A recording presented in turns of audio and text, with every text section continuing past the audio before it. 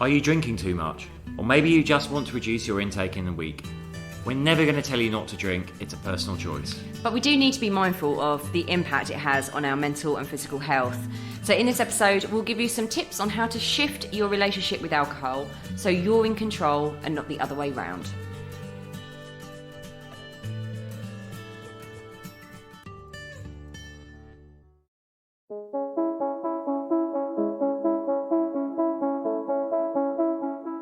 Hi, I'm James Davis. And I'm Claire Davis. We're the Midlife Mentors, here to lift the lid on how to achieve health and happiness. The balanced, no-nonsense way.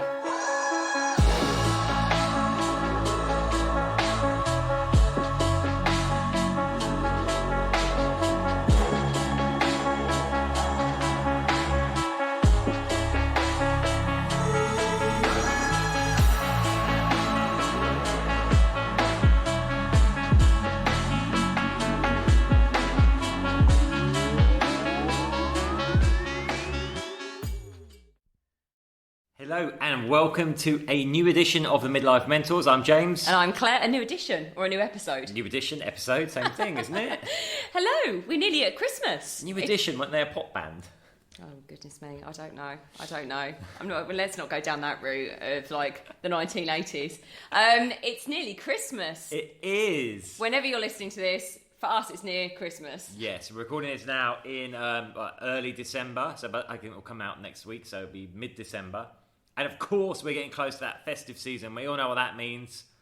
Booze. Party food, excess, indulgence. Mulled wine, that was my favourite. And then I'd put extra brandy in it. I used to.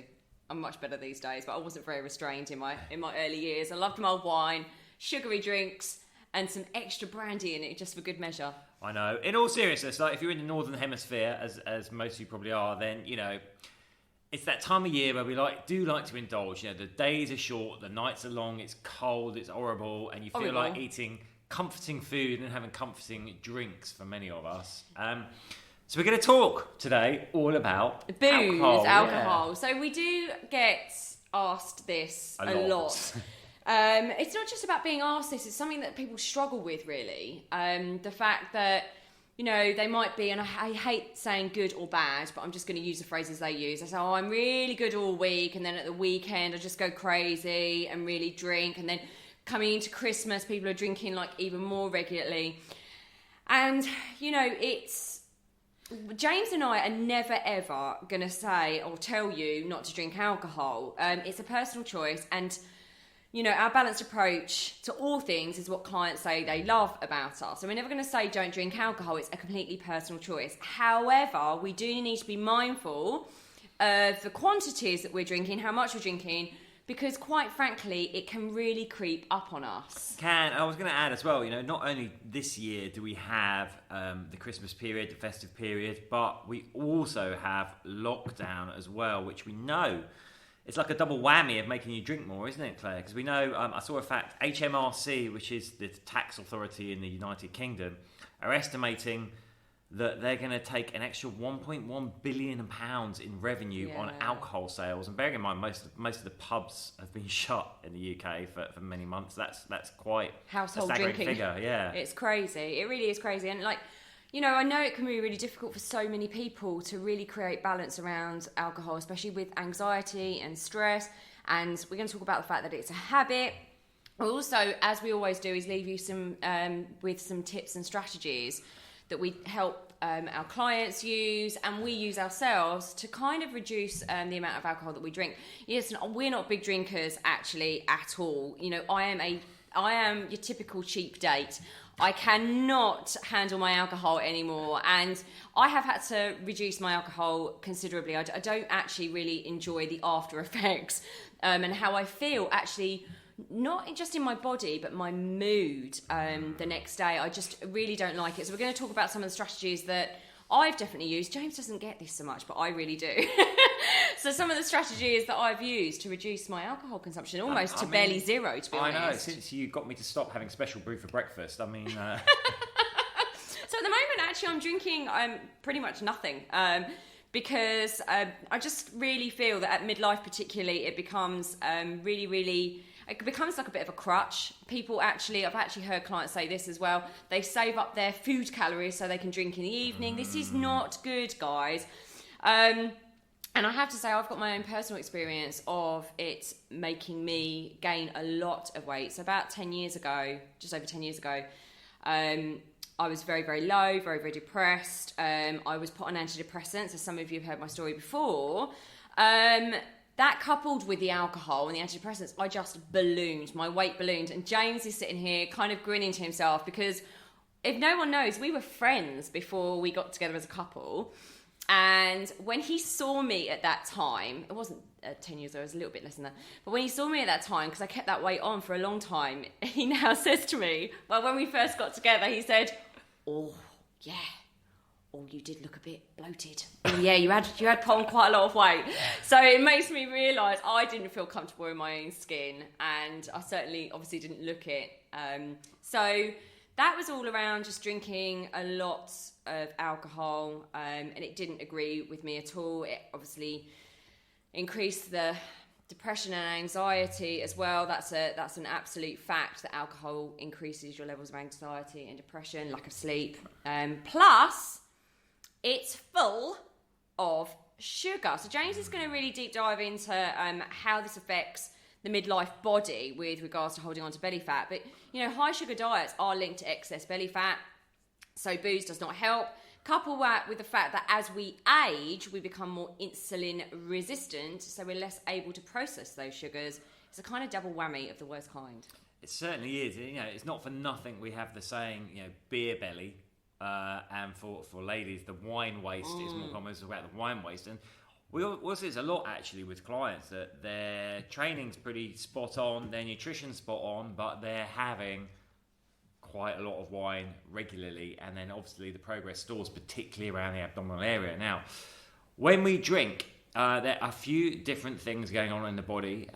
Some to do with our metabolism, some to do with our hormones. The first one, like Claire said, obviously there's a lot of sugar in alcohol. There's also a lot of excess calories. So if we're sitting there chugging back glasses of wine, beer, you know, that is all going to our daily calorie target. And obviously if you remain in a surplus, no surprise, you are going to put on fat. So the first is the really basic, you know, putting yourself in a calorie surplus and a sugar surplus by drinking lots. Of course, those excess sugars are going to cause the insulin spikes as well. And we know that over time, that excessive spiking will lead to you laying down more abdominal fat.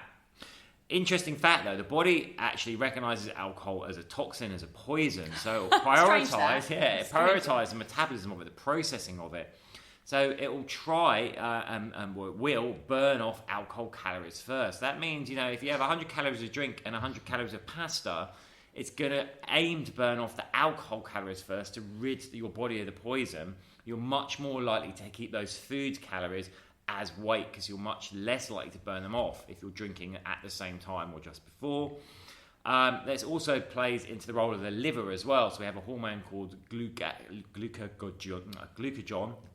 I can never say it. Glucagon, which basically helps run our blood sugar levels. Now, again, because we're trying to rid the body of what we think is a toxin, we have impaired glucagon function, meaning we're basically less efficient at burning fat. Burning fat becomes a lower priority for the body as we attempt to get rid of the alcohol first.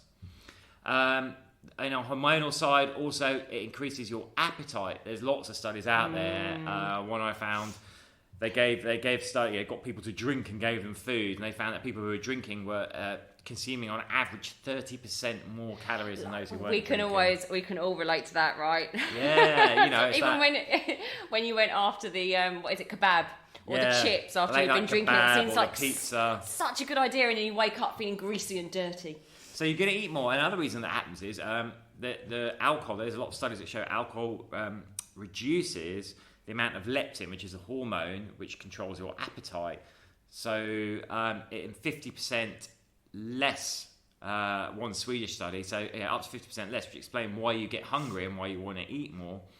There's also a lot of evidence to show that eating is actually a trigger for snacking urges as well. Like a lot of us have that habit of when we eat. When we drink, we want to eat something, and of course, you know, bars are wise to this. You know, get a little bowl of nuts or a bowl of crisps, They're salty, so they make you want to drink a little bit more alcohol as well. Last thing, of course, think about. Oh, actually, two more things. One is actually, this is interesting studies. Lots of studies showing that drinking alcohol actually alters the fat distribution in the body. So people who are habitual drinkers are much more likely to have higher subcutaneous fat, particularly in the abdominal area. It seems to change where we want to store fat in our body. Again, going back to that wine waist, the beer belly. And finally, something we'll all be familiar with if we've had a heavy session. Yeah, the next day cravings. We're trying to get our blood sugar levels back to normal. So we'll go for those really starchy, sugary things like the fry up, stuff like that. And again, it is a tendency to overindulge on the calories the next day as well. Also, just on that, you'll hear us say this a lot, comfort food. Obviously, alcohol is a depressant, actually. So we're waking up feeling icky, hungover, we're not feeling great about ourselves, our mood is low, we've got potentially high anxiety. Then that kicks in the need for that comfort food, because most of our serotonin, our happy hormone, is created in our gut. I say this so many times, but there is such a link between how we feel and how we fuel ourselves. So what tends to happen is we go for starchy, carby food, which releases serotonin in the gut and makes us feel much better. That comfort food, So there's links there, and you can see how one thing goes to another, and one thing goes to another, and then it links, and then you're in this downward spiral of actually not feeling very good about yourself. And everything you're doing is lowering your energy, lowering your mood, actually driving you probably to drink more, because you're then in a habit. You're in a state of not feeling very good about yourself, low self-esteem. You're stressed. You're going for that alcohol again, and you're just in this spiral. So it's really, really important. Just to be aware, because transformation and change and you being able to control what's going on firstly comes from awareness. So just wanted to say that, and actually, even just noting down one of the am I okay, James, going into some of the tips? Absolutely. Tips are good. So actually this leads nicely onto one of the tips that we've got for you, is actually starting to note down how much you're drinking. So maybe just for a week, just be normal about, in a way that you normally drink, just be normal. And then maybe the week after, because your subconscious mind can only deal with so much change at a time. So you're saying, okay, subconscious mind, I would like to start shifting this. I would like just to be aware of, what's going on here. So make a note of what you're drinking. Then maybe the week after, make a note of when you're drinking it, what you're feeling. What are some of the emotions that you are feeling when you're wanting to go for that alcoholic drink? What's the trigger? What's the emotion? Because the habit of drinking can feel very, very real. But in fact, it's just simply a behaviour your internal programming has got used to. But the good news is that we can reprogram that mind and that behaviour. So the first thing you need to understand is when we're talking about habits, which is what alcohol is, it's a habit that you've just got used to. It follows a certain sequence, and that is a trigger, a response, and a reward. So I'll give you an example, not in alcohol here, but for example, eating a chocolate bar. The trigger for that might be a stressful conversation with your partner. The response is grabbing the chocolate bar. And then the reward is the sensation of that chocolate melting in the mouth, sending the signal to the brain that all is well, all is comforted, and it's familiar. So the reward is very often that we just feel like things are normal. In a stressful situation, when everything's out of control, the main thing the subconscious mind wants to feel is that you are comfortable, you are safe, and that everything is in control. However, these habits that we have are sometimes very healthy, sometimes they're very unhealthy. So I wanted to use the example of a chocolate bar there rather than the wine or the beer or whatever. So just start becoming aware of what your triggers are. When that happens, what's the emotion you're feeling and what you're doing. That's the first thing. And then start I know you'll dive into replacing it. But then what we want to do is replace the response. So you're not going to be able to replace the trigger. The triggers are always going to be there. Outside circumstances in your life are always going to be there. It's how you respond to them that counts. Okay, you cannot control anything outside of yourself. You can control the response to it. So instead of going for the glass of wine, potentially, you know, this is honestly what I do, what James does, I'll go and boil the kettle actually and have a herbal tea, because actually some of them are quite sweet. We've got, what's the one we've got that we really like? We've got a turmeric one, we've got a sleepy one, we've got all kinds of flavours. Actually, this is something that actually worked for me a few years ago when I was in Ibiza. I kind of like a long time ago. It's before you and I, wasn't it? Yeah, I kind of got into the habit of, you know, get back from you know, running retreats, like sweaty, thirsty, exhausted, open the fridge door, see the bottle of wine, pour a bottle of wine, glass of wine. But one glass of wine then did lead to 2 glasses of wine, and it went from, you know, kind of every other night to every night. And I was like, oh, you know, this isn't like what I want from my life. So I did do this thing of still get home. I said I open the fridge door, but I catch myself and I see the wine and I go, right, I really fancy a glass of wine, but I know what I'm going to do. So I have to make a deal with myself. I think what you need to do with your subconscious is like make a deal with it. I go, I'm going to put the kettle on, make myself a herbal tea. If I still want that glass of wine once I finish my mug of herbal tea, then I'll have it. Never wanted it after I had the herbal tea, because it's basically habitual, right? There's not a physiological need to have that wine. It's a habitual thing. So replacement is really good. If it's cold weather, herbal teas are really good. If it's hot weather, like fizzy water with some lime in it. Yeah, fruit cordial in fizzy water are really good. Offer the bubble sensation as well is really helpful. But you can also do like a pattern interrupt there, so it doesn't have to be a drink or anything. It can actually be going off and doing something else. So as soon as you kind of have that trigger and you're aware of it, this is why we say be really aware of what your trigger is, and then choose to do a different response. And actually there's some research that says if you can do that within the first 3 seconds, you're onto a winner. So kind of going off and do a pattern interrupt. So it could be, I don't know, calling a friend, going outside in the fresh air, going for a walk, getting yourself out of the house, painting your nails, having a bubble bath, anything, just to pattern interrupt that normal thing that you do, that normal response. Here's the thing, like I said, you cannot change the trigger, you can change the response, and the reward, you just have to keep at it for a while, because the reward then becomes more exciting and better feeling. You know, you're at that choice point and you end up, that reward is like, oh my God, I feel really great about myself. You know, I feel really proud that I have not had that wine Friday, Saturday, Sunday. You know, the reward takes a while to come, but you're less anxious. So start thinking about what those rewards are for yourself once you kick the normal response. So that, yeah, the reward is like, I feel really proud of myself. I'm less anxious. I haven't got a hangover in the morning. I'm able to control my food cravings a lot more. You know, I can look in the mirror and like what I'm seeing a little bit more. I'm not waking up with sallow skin. All those things, actually think about the reward when you're at that choice point. Exactly. I'd say another really helpful thing to do is actually plan a routine and plan your drinking. So I know Claire's going to come on to that. No, you go ahead. But here's the thing. If, again, like me, back in the day when I was back in Ibiza, there's no plan. It's just, oh, there's a bottle of wine, I'll drink it. If you actually say to yourself, you know what, Monday to Thursday, I'm not going to have a drink, then I'll see how I feel on Friday and Saturday and Sundays. I'll see how I feel as well. You've kind of already made a plan. You've already committed. And then your subconscious won't be bothering you as much. It's a weird thing, it works. Won't be bothering you as much on that Tuesday night, Wednesday night to have a drink. The other thing to do when you get to the weekend, because I know a lot of people do have this thing of blowing out at the weekend, is have a plan, have a routine. So I say the devil makes work for idle hands. If you're kind of like, and I know it's hard haven't heard that phrase for ages. It's a true phrase, Claire. Very true phrase. If you're just kind of sat around at home, watching TV, and you're just like, I'm just going to have a drink. If you've made a plan to do something, it doesn't revolve necessarily around food or around drink, especially if you do something that you need to be in good tip-top form for. So I'll give you an example, like, if you've arranged to meet one of your mates for a run at 7 a.m. on Sunday morning, that 8th gin and tonic is going to seem a lot less appealing, knowing you've got to be up and meet someone and be fresh. So, planning is actually a good part of managing this as well.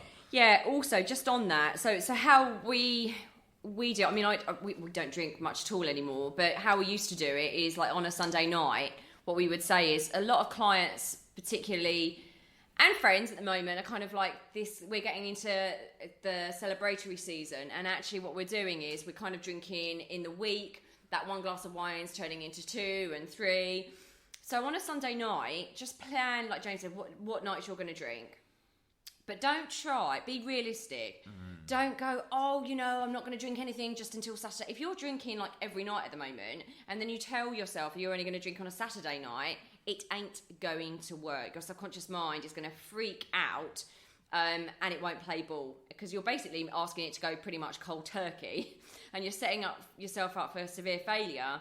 That all or nothing approach never works. So perhaps some examples would be, if you are drinking kind of a glass of wine every night at the moment, maybe just reducing it to like a Tuesday.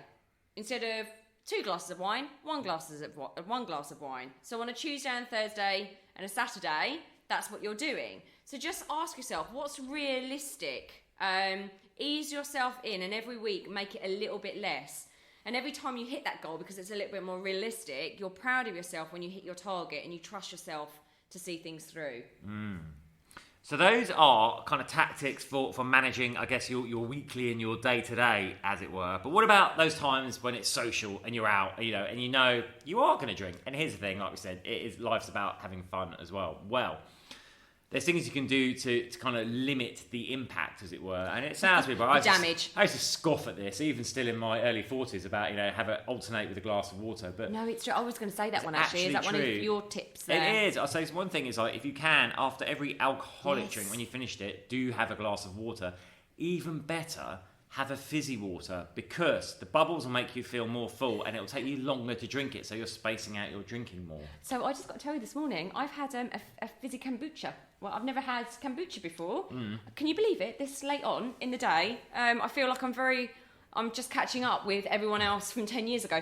But it was really nice, and I thought to myself, actually, that's because I'm not drinking. It's actually quite a nice alternative to alcohol. It is. So you could have something like that in between your alcoholic drinks. Yeah, so alternate. I would say make sure you have had a decent meal when you go out. And again, something with plenty of protein, so you have triggered that leptin. Because what you don't want is to get that hunger pangs, like drink-induced hunger pangs, and then start scoffing, because, of course, the food's not going to be metabolised as well with the alcohol. So make sure you've had a decent meal. Can I just jump in there? That's why it doesn't work when I know people that save up their calories in the day, their food calories, and then they have alcohol in the evening because they're saving up their calories. Then what happens is, because of that leptin has not been triggered through the protein in the day or any food in the day, then they're starving hungry, and then they've kind of lost their inhibition slightly from the alcohol, and then they just grab sugary snacks. It's a tricky one, that, Claire, to be honest, because it depends out on how overboard you go and how good your willpower is, I guess. Because for me personally, if I think I'm going to have a few drinks but not go crazy, I will dial back my calories during the day, so that I know I'm getting my calories in the evening, so I'm not in a calorie surplus. Yeah, but then what you'll do is you'll then kind of control. You're very good at being able to control yourself and think, actually, I'm not going to pig out now on the carbs. And if you're so hungry and you've been saving your calories for alcohol, and you haven't triggered that great leptin, which says I'm full during the day with some protein, and then actually the alcohol's lowering the leptin, you're in a bit of a pickle, really, because you are more likely to grab, that bowl of nuts that's sitting on when we used to be able to go to pubs. A mince pie. Exactly. Yeah. When you are out drinking, you want to go for stuff that is a lower sugar and lower alcohol. So things like beer, lager has a lot of calories, a lot of sugar in it.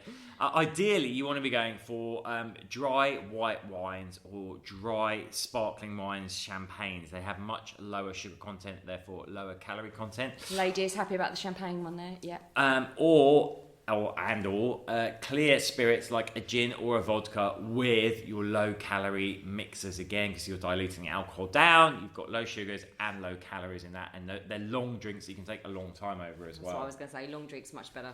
At the other end of the spectrum, what you should be avoiding are creamy cocktail concoctions with multiple different alcohols in. Espresso martinis, eggnogs, pina coladas, stuff like that. I mean, I don't even know. I have the stats, but I mean, they would have massive amounts of calories and sugars in. So they're not doing you any favours. And I know from bitter experience, they're obviously mixing lots of different alcohols in one drink also isn't helpful the next morning. No, so I don't know.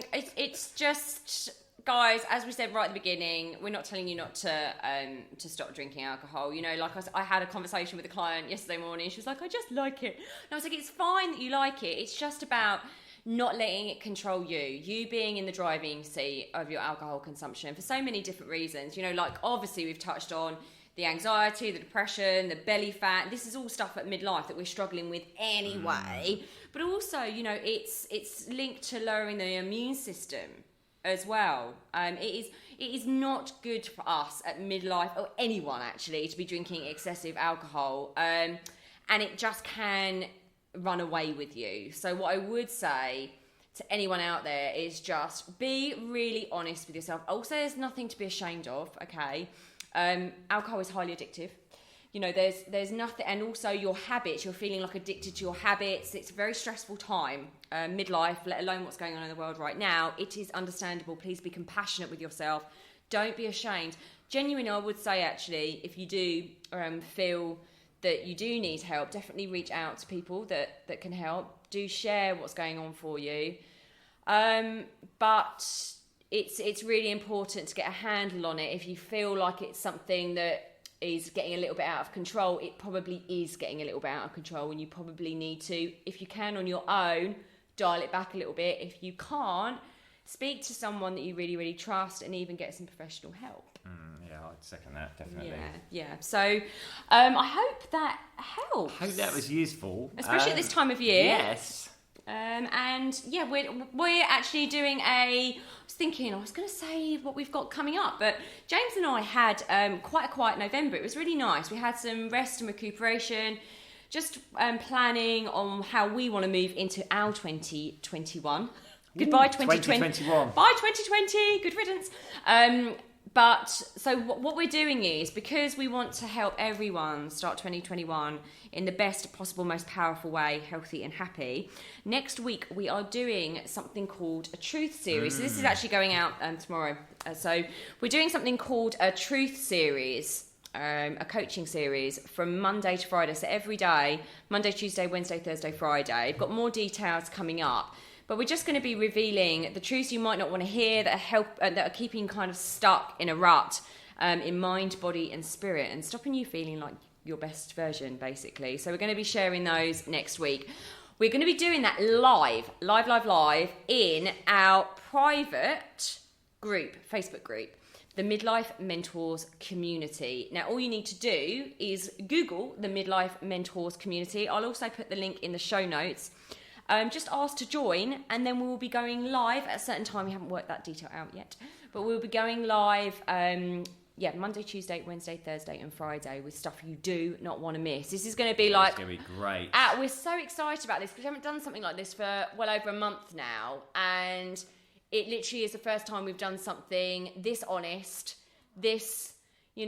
unveiling of the real truths you need to hear. We're going to be sharing lots of our own personal experience as well that we haven't really shared before. So really excited. Really excited. And we really hope you can make that. But of course, if you can't, then still do join the group, because we are just doing stuff in there all the time. We have our Sunday morning coffee sessions. Yes. We drop loads of content in there. People ask questions. It's just a great place, great supportive place to hang out. Yeah, connection. We love it. We love connecting with you all and helping you and supporting you along your journey. So we're sending you so much love always. And do reach out to us if you need us. That goes without saying. And we're sending you lots of love. Yes. Take care. See you next time. Bye.